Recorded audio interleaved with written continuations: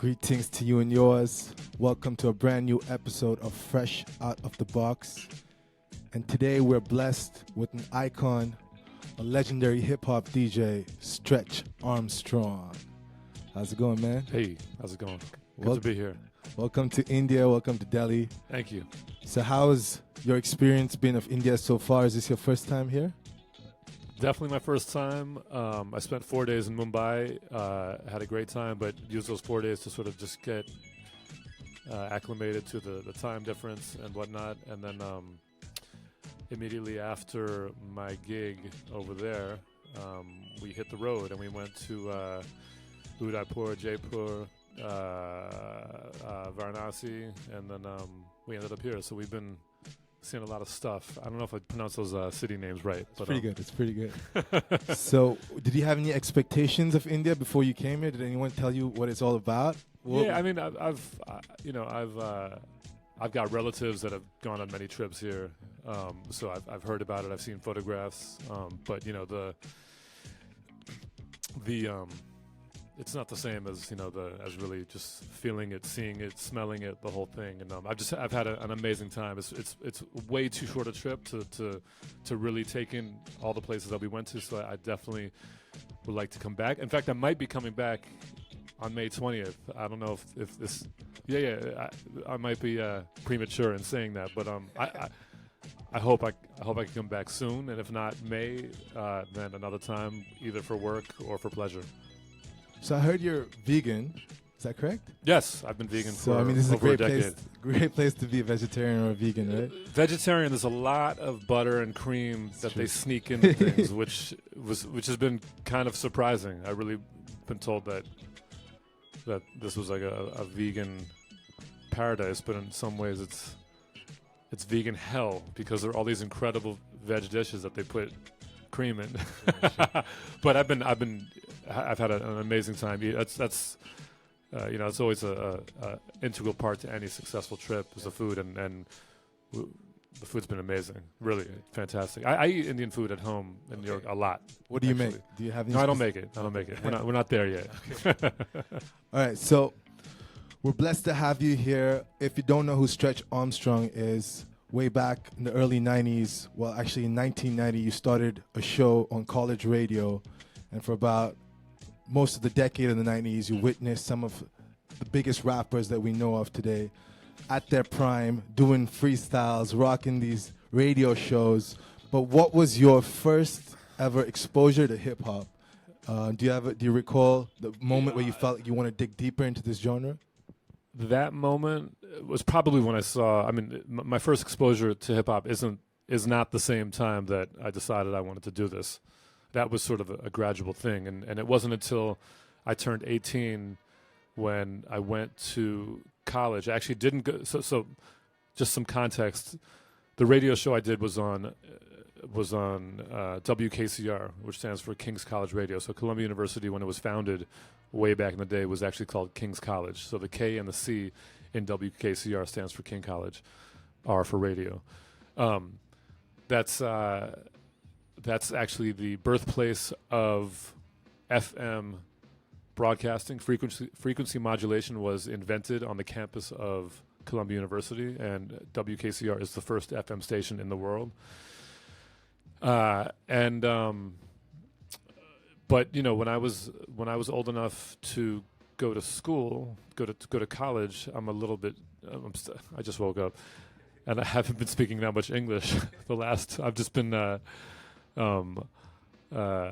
just eating and looking and wondering if I'm going to survive various modes of transportation. But when I turned 18 and then I went to college, there were a number of DJs down there from sort of the mid-Atlantic Eastern Seaboard, so like around DC and Baltimore. There was a DJ. This was at the University of Virginia. There was a DJ named Spinbad, not the Spinbad from New York, who we all know and love. This was a different Spinbad, the original Spinbad. Sorry. This is like 1988. He would do all of all of these service fraternity parties. The service fraternity parties are 99.9% African American, so they're basically black parties. And I would go to them because they always had the best music, and a lot of my best friends in college were African American from up north and down south. And Spin Bad was just a phenomenal DJ. There was another DJ there named Fly Guy, who is now an attorney. He just found me on Facebook not too long ago. It was a trip to reconnect with him. And most importantly, there was a DJ from Baltimore named Frank Ski, who actually put out not a lot, but he put out some pretty big records in the late 80s and early 90s. He's now like a daytime personality where I don't know if he's a morning show or whatever, but he's more of that guy behind the mic. But back then, he just would burn down parties. It was like a big deal when Frank Ski came to campus. He would just kill it, and I was like, wow, I got to get back to New York and do this. But around the same time, that was when I was old enough to go to clubs. So I'd go to clubs like Nell's, and then actually started DJing in clubs like MK and then Mars. And at those clubs, at Nell's, I would see my man Frankie and Glazy DJ. Just had incredible selections, and the dance floor was super, super intimate.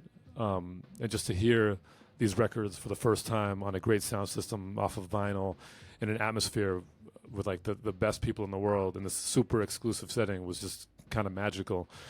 And then as I started going to hip hop parties, seeing Clark Kent and Kid Capri was, really inspirational. I would say the first DJ I ever saw though was when I went to a Clash concert. I saw the Clash in 1982. I was 13 years old, and that's a whole other story. How I got to that concert as a 13-year-old in New York City.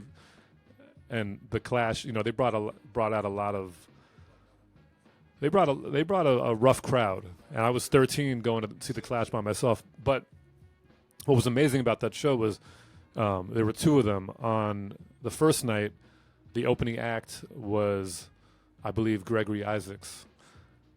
I wasn't there. I wish I had been there. The second night, he had Curtis Blow and DJ AJ Scratch. So that was the first time I actually witnessed a DJ cutting up records, and I had heard records on wax because I was already listening to All the Enjoy and Sugar Hill records, which actually didn't have DJs on them. But then eventually, when like Run DMC came out, which actually would have been around that time, I think I probably was hip to like DST cutting on Herbie Hancock's Rocket. It's all the years. It's around that time. I don't know what I knew already at that point. I feel like I already knew what that sound of a record scratch, what made that. But then I saw AJ Scratch actually cutting up records and Curtis Blow rapping to music that wasn't being supplied by a band. That was a real benchmark moment for me. And then the rest just sort of gradually happened. That's a long way of saying how I got into it. It's great to learn about all these things because a lot of people haven't witnessed this, in the 80s and the 90s. So what about, once you got the college radio gig, what really motivated you to do this graveyard shift for free? The graveyard shift was all that was available. But it's one of those things that ended up being to our benefit because there's something called safe harbor in radio in the United States. And I don't think it applies to commercial radio, but it applies to community and college radio. And it stipulates that after midnight, you can kind of play whatever you want as long as you don't offend the norms of the community, which if the things you were presenting were offensive and members of the community would complain about it, then you would have to either cease and desist or get a fine. I'm not really sure what the protocol was, but no one ever complained about us playing uncensored music. In fact, everyone lapped it up, and it was probably like the first time that there was a hip-hop radio show where there was no restraints on language. And that really allowed me to play records that weren't edited for radio, which would be all the singles, so then, in situations like that, you're playing music that's dictated by the people making the records. And a lot of the time that's record labels. Sometimes it's just people making records, out of their makeshift studios or super indie mom and pop, and that's we supported the hell out of the records like that. But like getting records from the big indie labels like Tommy Boy and whatnot. It was great to get those records, but I wanted to play records that no one else was playing, and a lot of that time meant playing records that weren't edited. And when I got on the radio, editing music wasn't easy. There were no digital workstations. It was all about splicing tape, and I never really did that, and I didn't have to because I could play album cuts. Album cuts and things off of tape, records off tape that weren't edited. Also, what was amazing about that was that artists could come up and feel this sort of sense of freedom. They didn't have to modify their lyrics, and any good lyricist can adapt to a curse-free environment. But if you're going up there anticipating just being able to do whatever you want, then it's one thing you don't have to worry about. And trust me, when you're performing, whether it's on stage or to thousands of people listening at home, like you want as few things to sort of clutter that path towards your best performance. And we gave that outlet for people to just be free. But at any point did you know that rappers would come up, unsigned rappers would come up, do freestyles, and it would like impact hip hop culture to this level, which it has today? Did you have any idea, or at any point did you know that this is gonna like blow up? That hip hop was gonna I mean, in our minds, hip hop had already blown up. It was like, it was part of our life. I mean, I don't think we could have foreseen where it's come to now. But certainly we had an idea that we were affecting, that we were directing the culture in a way. And of course, as hip hop became more mainstream and Hot 97 came into the market and Funkmaster Flex was really dominating the more mainstream hip hop culture in New York City, we were kind of the counterpoint to that. So over time, I think our show became even more important because we were offering that alternative to what the industry was dictating. It's more underground. We were like a foil, of course, yeah. And that wasn't the case when we got on. We were just playing. There was good music and bad music, and then as time went on, it started becoming a little bit more confusing. Okay, what's good? Well, it depends on what your taste is. There were so many more dishes at the buffet, right? I mean, now you really you have people arguing about this stuff all day, and you got some people be like, yo, Drake is like one of the top lyricists, and I'm like, well, yeah, compared to young this guy and that guy, yeah, he is lyrical because he's using lyrics, but then you got a lot of people that are like, yo, Drake is like the worst thing ever because he's so big, right? It's like you're huge and horrible, so you've got to be the worst. I'm not endorsing any of these points of view, but that's the time we live in. It's like it's there's no, of course, yeah. There's no Bible that's sort of determining what is what. I guess it's crossed over to pop music, and it's become something which is so mainstream that different artists have come out to adapt to that market. Sure, of course, and artists got to decide, what they want to do, what their aim is. Yeah, exactly. So, but you witnessed some of the finest rappers before they were signed to any label. Was there any particular rapper did you feel, oh wow, okay, this guy's gonna blow up big, before he actually got signed? Yeah, I mean, probably all the ones that did, and then of course there were ones that didn't that we thought would, right? But Nas, his first appearance, the first taste the world got of Nas was from his verse on Main Source's Live at the Barbecue, and we heard that, and that just sort of solidified in my mind that Nas was the next most important artist to come out in hip hop, period, and he was. Amazing. Just because you said that, I'm going to actually play a little clip from your show when Nas dropped the freestyle. So, and we'll come back with some more questions in a minute. Let's do it. This is just before he dropped the Illmatic, a classic album, his debut album in 1994. Which turned 24 yesterday. 24. So on the 20th anniversary of this album, he dropped a double CD, and he actually, one of the double CDs is a clip from the Stretch Armstrong Show with Bobbito. It goes like this. What up, Bob? Yo, 1 2 1 2. Check it out, check it out, check it out. This is Stretch Armstrong Show. Let me turn on the mid-ikes. 1 2 1 2. Here we go. What's up, baby? What up, baby Paul? Chillin', baby Paul. Right. Who's in the house? Right. Introduce yourself, yo. Yo, this the big motherfucking Illmatic Nas. Know what I mean? And on the side, we got G-Wiz. I got my man Grand Wizard with me. My brother Jungle. 6ix9ine. My man 6ix9ine. TT. And my man Sudan. True. Big Soup. You know what I mean? Big Soup. Give a shout out to my man Wait No, you know what I'm saying? He had to chill downstairs, you know what I'm saying? But it's alright, though. Maintain. Yo, chill. my bad, yo. You know what I'm saying? I'm gonna give a shout out to your man since No doubt. I made him wait outside, you know. You know what time it is. Y'all hear the bridge beat. This the Word anthem up. right here, No yo. doubt. That's where you guys are from, right? I think. I No don't know. question. Queensbridge in the house. True. Alright. 1 2. Yo, but people, you know what I'm saying? Like, people has definitely been waiting for the album. Why don't you let them know what's going on with that? Yeah, the album getting ready to come out in January. The name of that is Illmatic. You know what I'm saying? It's just science. Bunch of sciences, you know what I'm saying? We got Mad Jewel. one of your joints up here. It Ain't Hard to Tell, produced by Large Professor. Who produced your album? You got a couple producers on it, right? Yeah, Large Professor, Premier, Pete Rock, and Q-Tip, my man Tip. No Yeah. doubt. He did One Love. What's gonna be the first single? It's gonna be, I'm getting ready to throw It Ain't Hard to Tell out. I'm gonna throw that up in the air for all the listeners one time, you know what I mean? Then I'm gonna put One Love out. Alright. See, Sounds good to me. Yo, Stretch, you ready to hit him up with See this how beat? that go. You guys wanna kick some shout outs before we start freestyle? Yeah, Sue, represent, Sue. No doubt. Yo, I'm representing Queensbridge. I'd like to give a strong shout out to my brother Bar Kemp, my motherfucking cousin Wayne Nard. Peace. Right.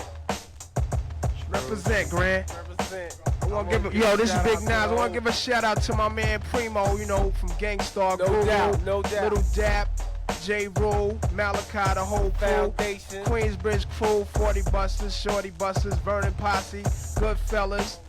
You know how that go. Word up. My man Ill Will, rest in peace, forever No God. doubt. Tragedy, MC Shan, and the whole crew. You know how I that gotta go. give a shout out to Molly my man Mall. Big Bo. You And know my what man I'm saying? Big Bo locked up in a piece, and my man Drawers, you know. Big Mayo chilling, lounging at the crib. Check it out now. Yo, Alright, yo, the mic is open, yo. For the Stretch Armstrong Show, hosted by Yo, Bobbito. how should I start this? How should I begin to sin? Grab the microphone and my rhymes will win. Wheel of fortune, spin around. Check it out, I'm not a rap clown. Get smacked down by the fucking 4-pound in your dome. Hit you with the neck plate chrome. Queensbridge, that's my motherfucking home. Off the top of my head, yo, I'm a blunt head. Police want a nigga dead, but I'm not going out like that. Black, I kick the actual facts is so long. Cold as a polar bear, I swear, word to will, but I'ma chill, rhymes to kill. Niggas know the style when I freak the profile. Asiatic child, yo. Grand Wizard on the side of me, yo. Get on the mic and bless the MIC. Hey yo, but I'ma pass it off to my man 6ix9ine. Kick it one time. Hey yo, 6ix9ine a true to life nigga. Yo, my style is iller than Hollisberry's figure. Yo, niggas don't fuck with the 6ix9ine. Shorty, watch your mouth. I smack your back in your vagina. Here's some reefer, crack the sunrise tequila. Kill the margarita, here's a 50, get some more cheaper. The ghetto trooper, so smart up the Buddha. My thoughts is stay nasty like the underground sewers. To be the man, you got to beat the man. It ain't nothing stopping over here, put nothing up on Timberlands. You want static? Let's have it. Niggles who flow like the Atlantic, will sink like the Titanic. Since birth, I was thinking too fast. My first beef was with the doctor when he smacked me on my ass. The trigger man, I'm crazy like Sam. My skills so ill like a white bitch. Check it out now. 1 for the money, 2 for pussy and foreign cars, 3 for Alizé niggas deceased or behind bars. I rap the vanguard, check the prognosis. Is it real as showbiz? My window faces shootouts, drug overdoses, live amongst neurosis. Only the drama. For real, a nickel plate is my fate. My medicine is the ganja. Here's my bases. My razor embraces many faces. Your telephone blown, black stitches of fat shoelaces. People's a petrol, dramatic, automatic. automatic fofo, I let blow and back down popo when I'm vexed. So my pen taps the paper, then my brain's blank. I see dark streets hustling brothers who keep the same rank, pumping for something. Some are prosperous, some fail. Judges hanging niggas, uncorrect bails for direct sales. My intellect prevails for my hanging cross with nails. I reinforce the frail with lyrics that's real. Word to Christ, a disciple on streets, trifle on beats. But chill, let the microphone and say peace. So Sudan, take the microphone in your hand, kick the flim flam. Yo, check it out. I'm gonna give a strong shout out. This is my man Will. I know it's something I done wrote up for my man Will. Go a little something like this called Rockabye Homeboy. No doubt. Check it out. Queensbridge, when will the drama ever cease? I like to say peace, Willie, and rest in peace. A cool brother who's all about justice. I still can't understand how he left us. Well, he's gone and life goes on, you know. We had a coup, but one by one we go. Memories of his face that were full of joy. Rockabye, homeboy. Reminiscing with the brother standing on the block. Never talk a lot, never was a big shot. It's so hard to say goodbye, it's a sad song. And damn, I can't believe my man's gone. Yeah. Thinking back in the days when we used to laugh. Now it's a memory that's haunted from the past. Poor Willie, it's a shame how the ghetto got him. And word is born, I wanna cry when I think about him. 3 bullets to his back on his own block.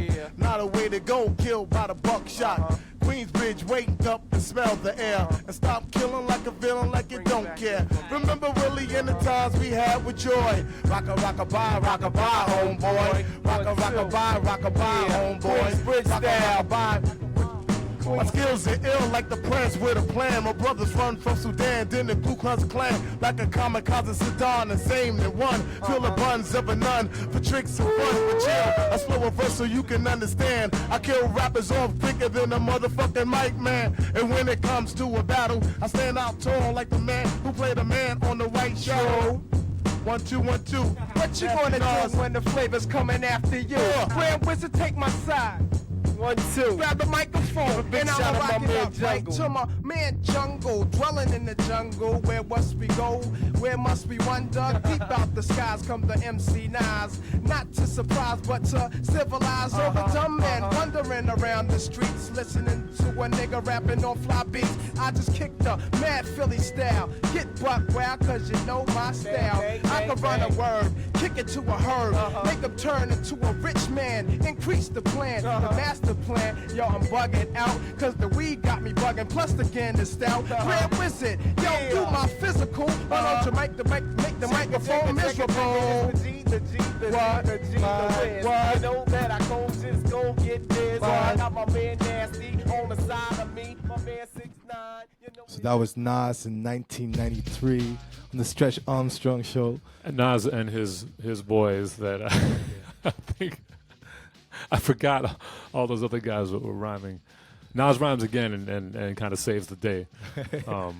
But yeah, that was 93. 93. Memorable evening. So around, I believe, 96 is when you also started doing a show on Hot 97. Is that correct? That's right. So from 90 to 99, I was doing WKCR. I think in 98, I stopped doing it with Bob because we kind of had a falling out. And we were both doing Hot 97 from 96 to 98, and then I did Hot 97 by myself from 98 to 2001. And so around 96, I felt like hip-hop kind of changed a bit. There were a lot more glamorous videos, the Hype William videos, the whole beef, East and West beef, which of course blown out of proportion. I felt like hip-hop had kind of became a bit more mainstream by then. What did you feel like post-96 when you joined Hot 97, the climate of hip-hop up till the current state of hip-hop today? What do you feel the progress was, and what was your opinion on it? I mean, it's over time, you have this movement that started that was very like hyper local, and really for a long time only existed in clubs. It was DJ crews and MCs would support the DJs, right? They weren't even records. Then of course that'll change once hip hop got on wax. Then it really became about the MCs.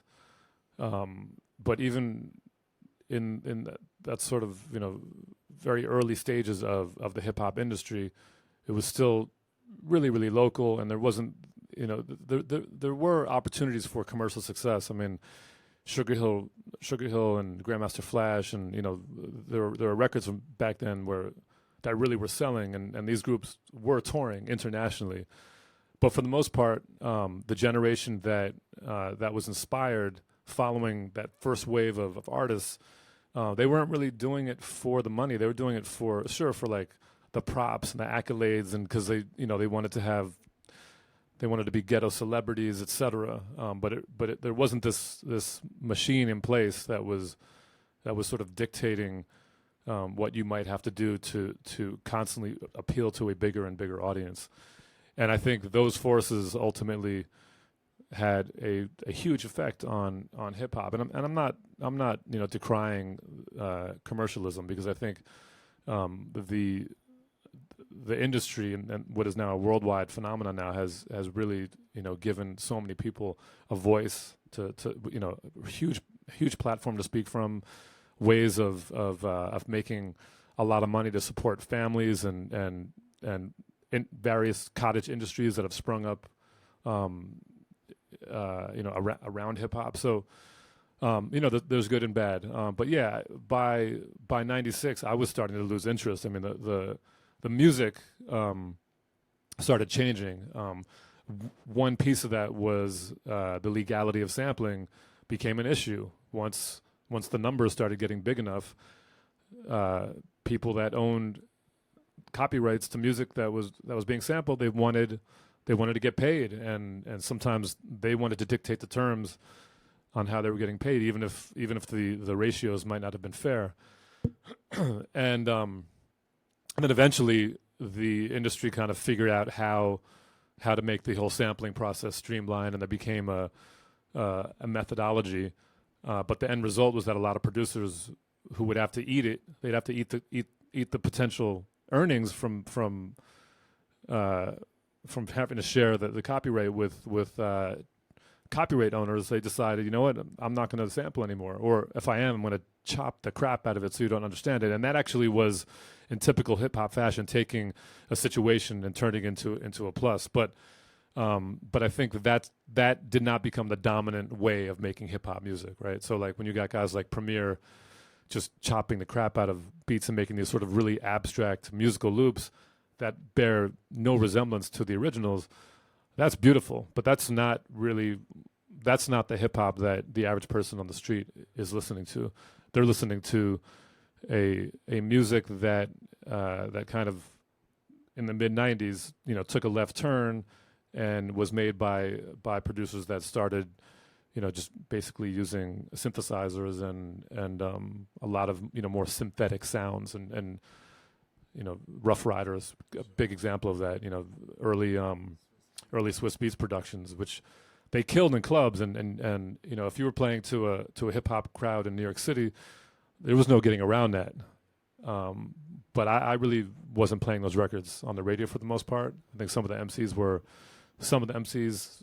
in that camp, I'm not talking about Rough Rider specifically, but just the type of MCs that gravitated to that sound. Some of them were nice, a lot of them weren't. And that was really, I think, a big fork in the road. And now hip hop is so big that more that tradition of using old records to create new sounds, that's alive and well. There's a huge scene for that. You got guys like Static Selecta and Alchemist and whatnot. Joey Badass. He's came to my mind because I was just looking at an Instagram feed where he's performing for like 4,000 people. I mean, that's incredible. Like there was no audience to that degree for an artist like him back in the mid '90s. Around, I think, early 2000s, I felt hip hop went from New York, it went down south, and it was dominated by more. It was initially crunk and then trap, and then it became into this thing where I think the Southern rappers were dominating the mainstream charts a bit more. And the style also kind of changed a bit more into a specific kind of like what they call mumble rap, but it's also kind of a particular style that everyone's kind of duplicating.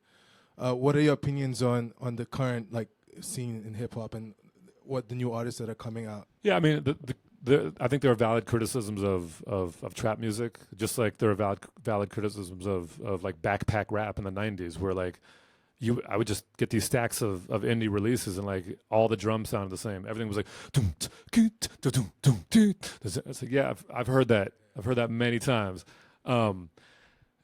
And you know, in that regard, I think, you know, trap is at this point it's getting pretty repetitive. Personally, I think the sonics of it are really exciting. I love bass music. I think you just have to look at it as something.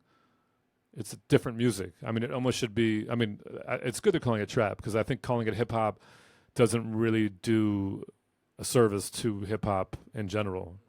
Yeah, there are beats and sort of rhymes, but I mean, it's so different from what I would, you know, call hip hop. So, and you know, I like some of those records, and then of course you got trap music where you got MCs actually spitting lyrics, and I think there's a lot of music out there, and I think rather than constantly complain, I think it's probably more productive to champion what you like. Absolutely. Now, I mean, if you look at my Twitter, I mean, like, I made fun of Pitchfork magazine saying, you know, Cardi B is, you know, one of the most important MCs or important rappers ever. I'm like, really? I mean, that's funny. Yeah, I mean, I just recently saw Bernie Sanders retweet Cardi B and quote her for one of his, you know, campaigns or whatever. But anyway, but let's see if you could travel back in time and go into the golden age of hip hop, say around 93, 94, 95. The golden age was 86 to 88, but who's counting? Relatively. For me, I personally feel that 93, 94, some of the best hip hop came out up till about 95. Really, what about 90, 91? Yeah, sure. I mean, I guess, yeah, we can. Tribe, Brand Nubian, Main Source. Sure. I mean, that was a relentless time for hip hop creativity. Sure. I mean, I won't argue from 86 all the way through. I would say 86 all the way through 94. You know, culminating in Nas and Biggie and Wu-Tang. Yeah. But if you had to go back during that time, say from late 80s to about early 90s, and you had to give some advice to a rapper who's about to break through and who's already like huge now, but what kind of advice would you give a rapper at that point? Anything in particular? No, not really. I mean, the artists that make it don't really ever need advice. You know, it takes so much to be a creative person and reach success. There's no such thing as overnight success. You know, Eminem came out and, you know, he just blew up, and people like, oh, overnight success, and I actually spoke to a legendary MC who started making records in 90 and is still making records. I'm not going to say who he is, but he called me up, and I think this is probably a conversation he couldn't have had with his friends, because when you are the captain of a ship that depends on you to be strong, and you're the one that's making all the opportunities for everyone around you to work and make money, you gotta come off as strong, right? You're the leader. And he called me up and was like kind of devastated about Eminem coming out, not because he doesn't wish another person to be successful, but because Eminem like immediately sold 4 million records, and he was like, yo, I work so hard for years. I put in the work. I do what it takes, and I'm dope. And I just can't break past, you know, platinum plus. It was an interesting conversation, and you know, sometimes things aren't really up to you. You know, the world will determine a lot of what happens to you. But my point is that the artist that made it, so someone like Eminem, he's not an overnight success. Like M was grinding for a decade up to that point, right? And you know, I've seen it firsthand. The artists that make it, there is no telling them that they're not going to do it. Like, they know they're going to do it. I mean, Jay-Z came up, first time we met him, he came up with Big L. Big L was like practically like the resident MC, because our station was in Harlem and Big L lived in Harlem, and he could come by. He was one of like 3 people that could just come by and be like, hey, what's up? I'm here. And we're like, come, everyone else, no, you're not on the list. Let's, you know, reach out to us. We'll arrange. he just would come through and he brought Jay-Z one night, and that's what you hear Bob on that recording say, I see you brought your man. So Jay-Z was unknown, right? We didn't even know his name. But Jay's aura about him was just oozed confidence. I mean, he was downright cocky. And we asked him about that when we interviewed him for our film. And he said, I just had this supreme belief in myself. Like I knew I was going to make it. And I'm not saying be cocky, because that can also, as an up-and-coming artist, if you're really arrogant, like that's going to turn off DJs and radio programmers and promoters, that they're not going to want to work with you. You got to have that belief, but you also have to be humble and cool. You got to sort of walk that fine line. And I just ended up giving advice to young artists. But really, if you're easily discouraged, it's not for you, because you're going to be, everything you do is going to be picked apart, and not just your music, but your life, right? Are there any particular artists or selections that you're digging right now in the current music scene? It could be outside of hip hop too. Yeah, I mean, I couldn't really tell you without looking at my records or my computer, but I mean, I do, and he's not an underground phenomenon anymore. He's ridiculously mega. Anderson .Paak, I think, is phenomenal. Nice. Been digging him since I first heard him on Radio Nova out of Paris, before anyone in the States was listening to him. And I love everything that K Tronada does. I think, someone who can sort of really has sculpted his own sound. I mean, you hear a record of his and you know it, whether it's trap-ish or house-ish or hip-hop-ish. Yeah, I mean, I tend to I gravitate more towards music than lyrics anyway. So someone like Kay is just someone that I really rate highly. What about, where does Stretch Armstrong find his inspiration besides hip hop? Is there other music that you listen to, or is it a hobby or some other interests you have? Yeah, I mean, at home, my records were in storage for almost 10 years, and I just got them out a year ago. So I've got my record collection again, and I set up a turntable, with my hi-fi setup in the living room. This is not a DJ setup. This is like a really dope system that I bought, I think in like 1997. I still have it. It's got like, tube preamp, and like digital audio converters and whatnot. I've got a turntable set up there, and I just play old records, and I've been playing, just old stuff from my shelves, records that don't exist digitally, and records that I haven't had in my grasp in over 10 years. So it's been a lot of fun having them. But I listen to a lot of different stuff, and that's what everybody says, but I really do. And then sometimes I'll get on a new music fix. I'm particularly partial to Jamaican music. Listen to a lot of it at home. I played a dancehall set in Mumbai, and people went bananas. And I get it. I mean, like, there's been a heavy Indian influence on production, and particularly 90s dancehall, and a lot of the syncopated rhythms are very similar. So I think it would only make sense that an Indian crowd would gravitate or be really receptive to a Jamaican set. And of course, I see Johnny Osborne on the wall. So he was here. So we run a festival called Goa Sunsplash. And yeah. I was reading about that. Yeah, I was reading. How do I get on that bill? Well, next year we'll get you on that. I'm serious. For sure. Yeah, for sure. 2019. We'll get your details down right now. Yeah, I'm down.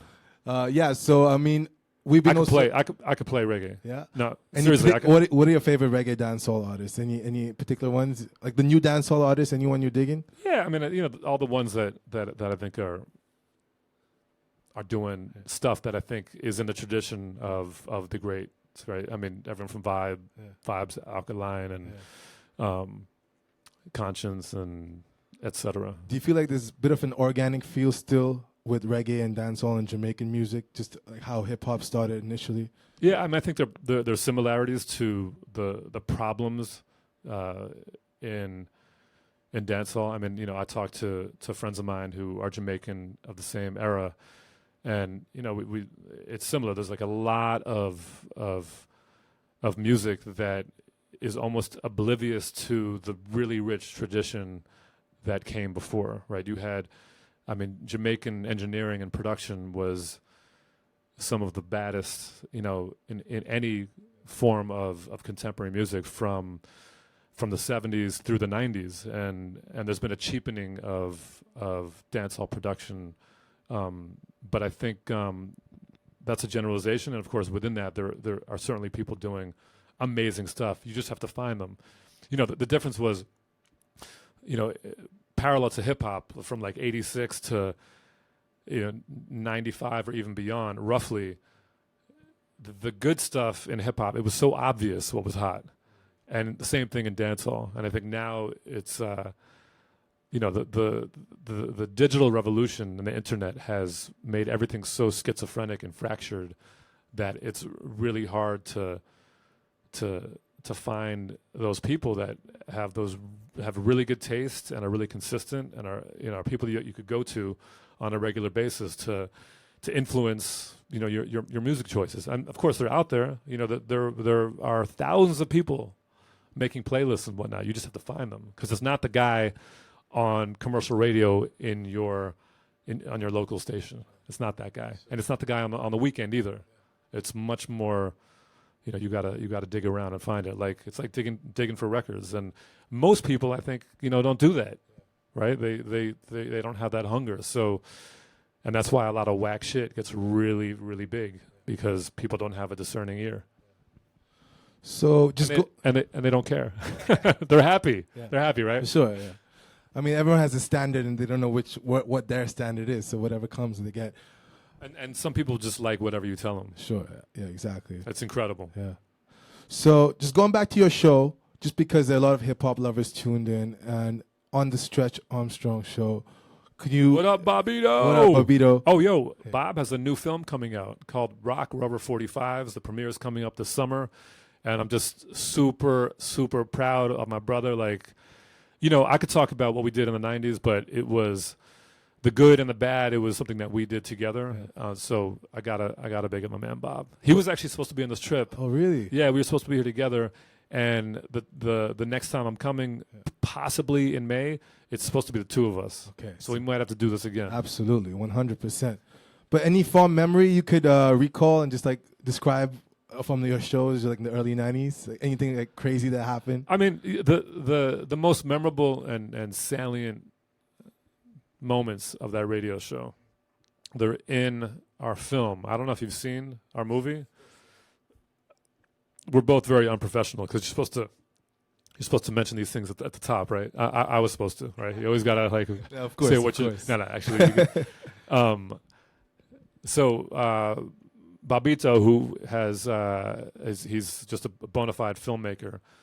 His first film was about New York City street basketball, which he co-directed. It was called Doing It in the Park, NYC Basketball. There's another, Bob has these very long titles. I don't know what the last few words were, but it's called Doing It in the Park. And that film, really let him know that he can make movies. And then he decided that he wanted to direct a Stretch and Bobbito film. And it was a labor of love that he our producer Omar Acosta and I spit out in 17 months from day one to locking picture, and it's really a beautiful film about our friendship, our relationship. In fact, making that film, reminded me and Bob of why we became friends in the first place, and now we're closer than ever, which is crazy, because we weren't when we started making the film. We were cool, but now we live a mile apart from each other now. Like, it's amazing, because if things go a little bit differently, you don't know what life's gonna bring. And 3 years ago, I didn't know, like, Bob and I would be like best friends again, like it's talking every day. It's amazing. Film's also about New York City. It's about music. It's about the MCs that came through, both the ones that succeeded and the ones that didn't. And it's also about the listeners, which is, I think, something that, when you see music documentaries, you don't really see that side of the story told, because it's that engagement between the radio show and the audience that it was just really kind of important. So whether we're talking about our first audience, which was the incarcerated population of the tri-state area, they're the reason why people outside started knowing about us, because dudes in jail, they had radios and they had nothing better to do, so they would listen religiously. We would get tons of letters from various prisons in the tri-state area, like, yo, you have no idea how important your show is to me. I'm telling all my homeboys on the outside to check you out. And then we get letters. We'd read those letters on the air, which was amazing, because people in prison don't really have a voice. They don't have a platform. We gave them one. I don't want to give away too much. It's not a typical music documentary in that it's not like a highlight reel of just incredible music. There are really touching stories woven throughout. It's a film that has elicited tears and also a hell of a lot of laughter. Definitely a great documentary. It's called Radio That Changed Our Lives. It's called Stretch and Bobbito Radio That Changed Lives. It's on Netflix. I believe worldwide. Yeah. Definitely. It's on Showtime in the States. I'm not sure where else. I know the UK has been, it's been problematic to get it, because we did a deal with Canal Plus, and they were trying to sell DVDs, and for a long time the only way you can get it was actually buying a DVD, and who is doing that in 2018 other than the Japanese? But yes, it is on Netflix India. You can catch the documentary. I just saw it a few days ago. It was amazing. Was that your first time seeing it? Yeah, first time seeing it. And I think that will really help bring what you've done and contributed to hip-hop culture to a global audience. And it's amazing to actually acknowledge that. But what do you feel from your contribution? What do you feel like you've learned from your contribution over the years in hip-hop culture? Have you learned something about yourself? Yeah, that's a great question. I mean, making this film was a learning experience, because we talked to so many people, artists and listeners, who we had never really had conversations about. You know, we in the film, we step into these interviews with guys like, Jay-Z and Nas and Eminem and Busta and Raekwon and Munch, and we have a Walkman with a cassette from their appearances, and we put the headphones on and ask them to just listen on a cassette. And that whole ritual of pressing play on a Walkman and hearing the hiss, and just really transported artists back into that space when they weren't rich, they weren't stressed about the things that can be really stressful in being a heavily scrutinized artist. It took them to that kind of magical place where, they just really wanted to do what they were doing in New York City and be heard on the radio and kill it.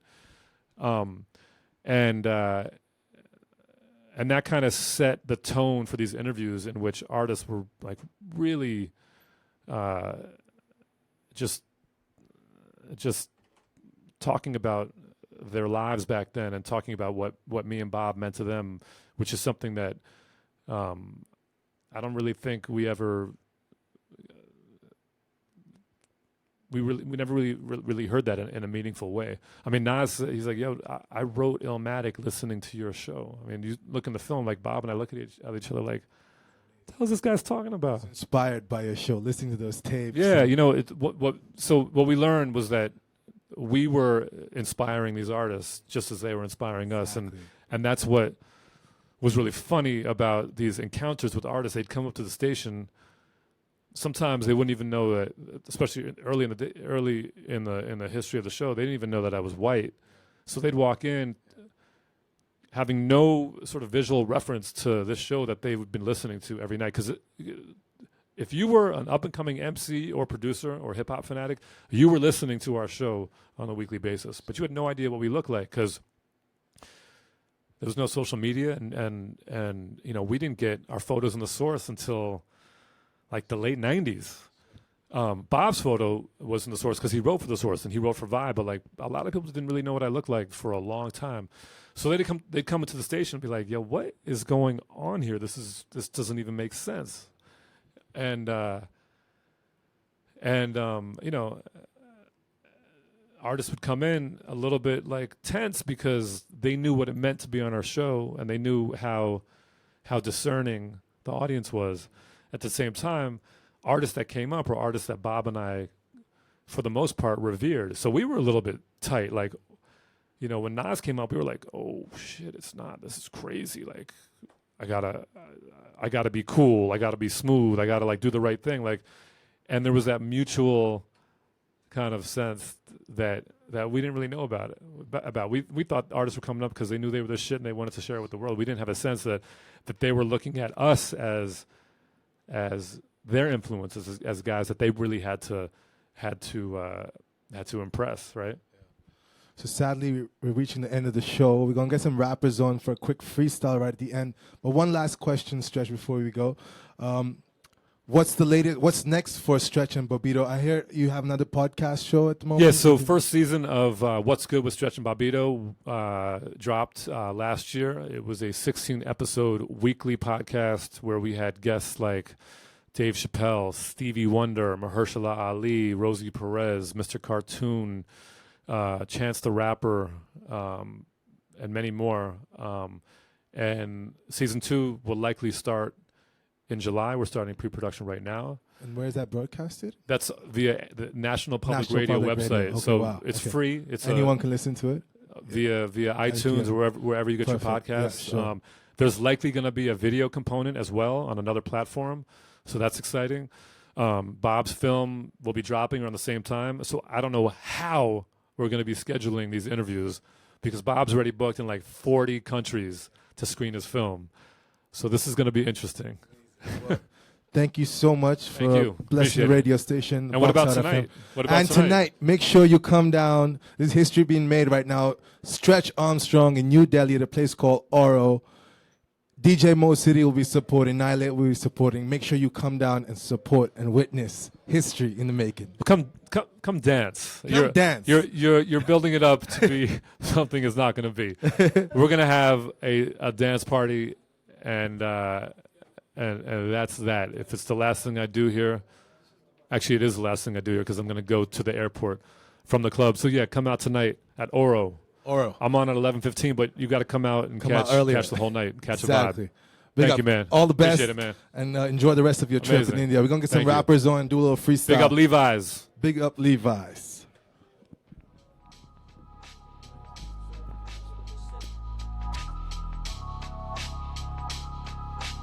Says on the beat, boy. ये मेरा खेल मेरी चाल है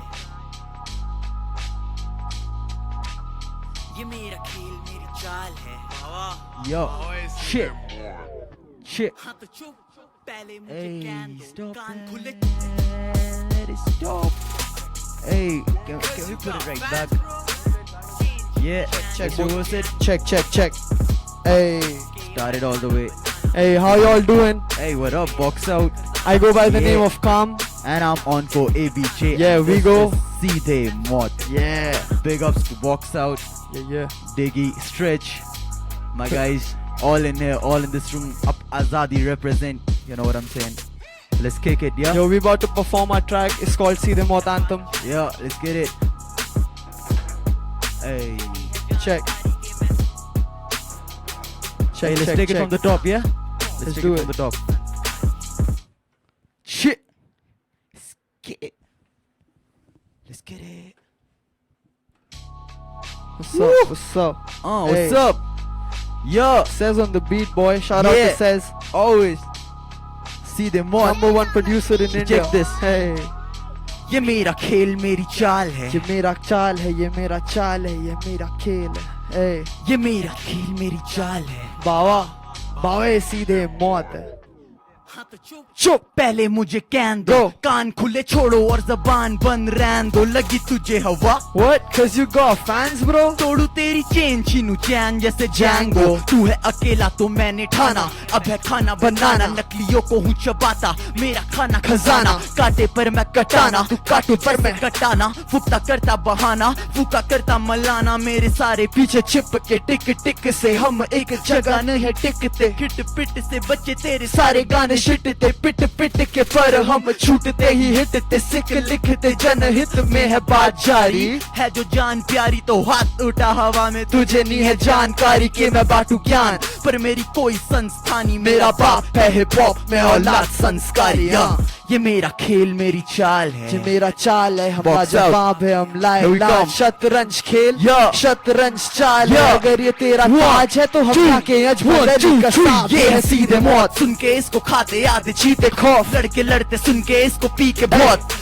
ये है सीधे मौत सुन के इसको खाते आधे चीते खौफ लड़के लड़ते सुन के इसको पी के बहुत ये है सीधे मौत सुन के इसको खाते आधे चीते खौफ लड़के लड़ते सुन के इसको पी के बहुत ये है सीधे मौत सुन के इसको खाते आधे चीते खौफ लड़के लड़ते सुन के इसको पी के बहुत get it Mind of a killer, I considered I'd be quicker. I figured more figures could trigger more followers on Twitter getting paid. On richer kids spending riches on liquor, concentrating into bigger things get to be heavy hitters. I never knew what hit us, our planet fucked up. Our planet fucked up. From up we went down, you know nothing sir. See, I'm spitting so much fire, your Khaleesi rides me. Who the best I might be. I might bring the 90s back, setting up a level you'll never reach my scene. Keep checking that last scene on your phone 24/7. It might cost your dreams. I plan to live mine, so I grind ODB. I'll bring the calm after the storm for my family. It's like I'm in a battlefield. All these rappers about to yield and it's hard to see, hard to feel, how to be beheaded by the prodigies. But you can't say shit cause you dead. Our apologies. Hey.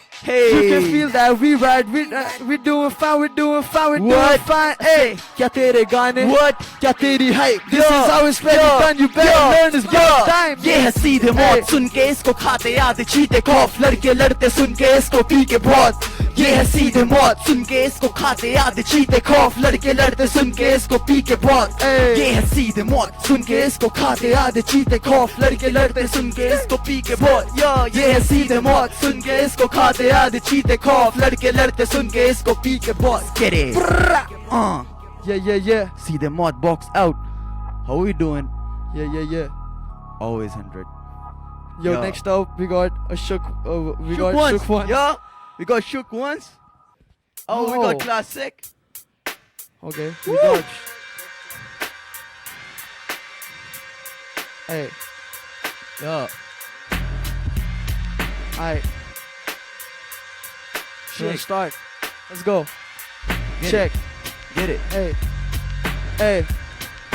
रहन दो कि फिर राजा बने लाले गांडे करी रैंचो जो ज्यादा बातें बड़ी चारे लाते जड़ी टैंगो क्यों करे मौतें सीधे तेरे मुंह पे खड़ी छड़ी में ना जादू क्यों तुम बनने चले ट्रेको तड़ी पड़ेगी भारी में चलेगी दिल्ली में नहीं छुड़े ले पानी पी तू फेंके खाली पीली क्यों लपेटो लड़े लेके ढाले ढीली क्यों सच की कटेगा कितों का सच की तुझे भी पता की तू सही है नहीं है तुझ जैसे कईयों को मरना था हम वही तुझ जैसे कईयों को मरना था मेरे भाई बोले कैम ये जबान बोले बीट और ये गीत बोले बैंग तो चलो हाई फटा लो बोलो कि आगे मेरी भरी सभा में कौन सका है टिकम भी खफा है दिख रहे ज्यादा झिझक रहे रैपर ज़ारा के पीछे जरा में बिक रहे 3 साल कोड नेम सीधे मौत हो चुकी है रात और है पीली तूने बहुत आधी रात मेरा फोन जलता तेरा नाम है तो फक इट मैं हूँ कामदेव तूने सांस ली मैं तेरे सामने या मैं तुझ में और तेरे बाद में तेरा दोस्त या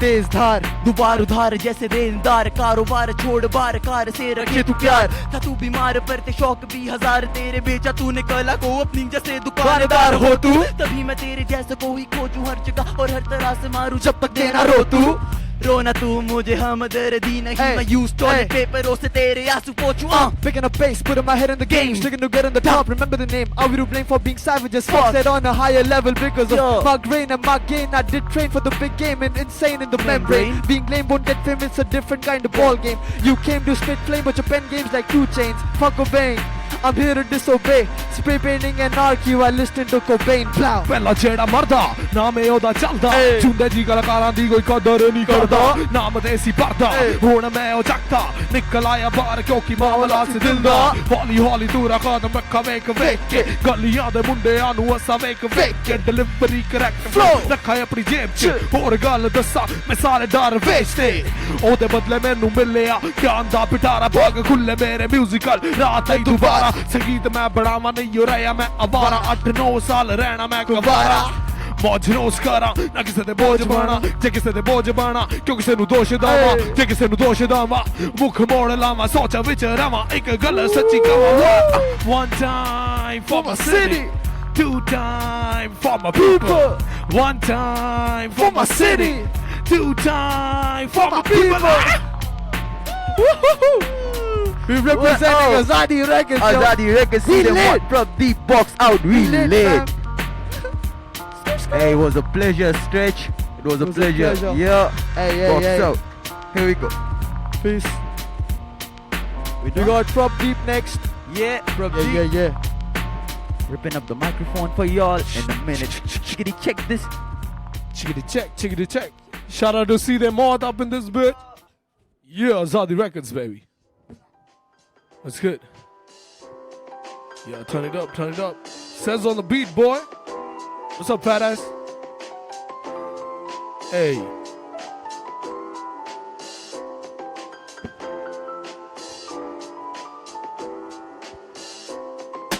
क्लास मेरा म्यूजिक सिर ते पग में हाँ चक्का माइक्रोफोन करा स्पिट ओवी टीवी नू छड़ के आके गलियां तो आया ताइयों बंदा क्लासिक क्लास मेरा म्यूजिक सिर ते पग में हाँ चक्का माइक्रोफोन करा स्पिट ओवी टीवी नू छड़ के आके गलियां तो आया ताइयों गली क्रिकेट तो लैके कुटन लई विकेट तक साइकिल तो लैके मुंडे गड्डियां च विकेट सब वड्डे गैंगस्टर सो लैके निके काके सब जानदे ने सारे दिल्ली 18 च क्लासिक हुण चंगे समय च मैं हो गया सी वक्त कहंदा आला यारा कोक दिया लाइन तू भी चक मैं क्या नशे दी लत होवे माड़ी तुसी करो ते करो दो टुटकी सी यारी फिर मेरे बारे होने लगियां वे गल्ला मुंडा आवे लेट राती फड़ लो वे गल्ला प्लान ताड़ा हो गया वे फेल क्योंकि वीर मेरा पहला ही गया होया सी जेल ਤੇ ਜਦੋਂ ਤੇ ਹਾਰ ਤੋਂ ਵੇ ਆਉਣ ਬਾਹਰ ਇਹਨਾਂ ਨੂੰ ਮਿਲਦੀ ਸ਼ਾਬਾਸ਼ੀ ਮੈਂ ਤਾਂ ਵੀ ਨਾ ਮਾਫੀ ਮੜ ਕਰ ਨਾ ਕੋਈ ਚੰਗੀ ਨਹੀਂ ਉਹ ਗੱਲ ਮੈਂ ਕਰਾਂ ਮੜ ਮਾਈਕ ਤੇ ਚੰਗੀ ਲੱਗੇ ਗੱਲ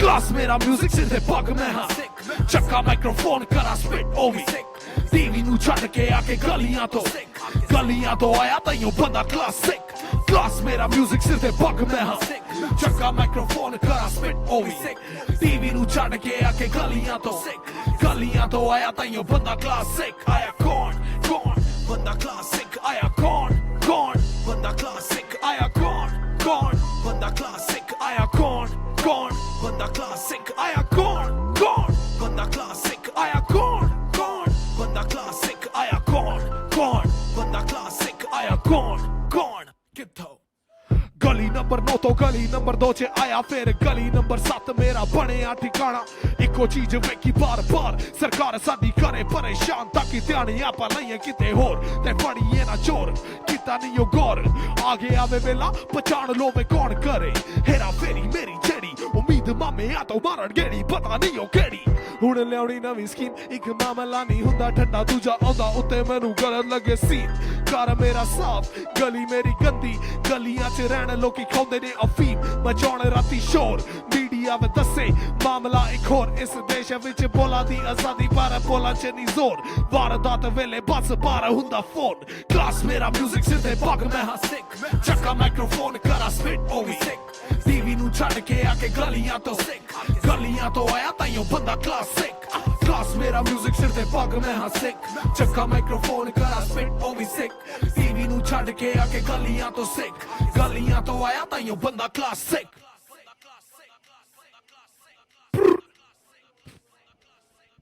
Bless up. Big up Prep Deep. Big up to Stretch Armstrong, blessing up Box Out FM. Remember, New Delhi, make your way down to Oro tonight. Big dance coming through. Stretch Armstrong. Gonna be playing around 11:15. DJ Mo City warming up the thing. That's all for Fresh Out of the Box. Stay tuned for more music coming your way. Beep.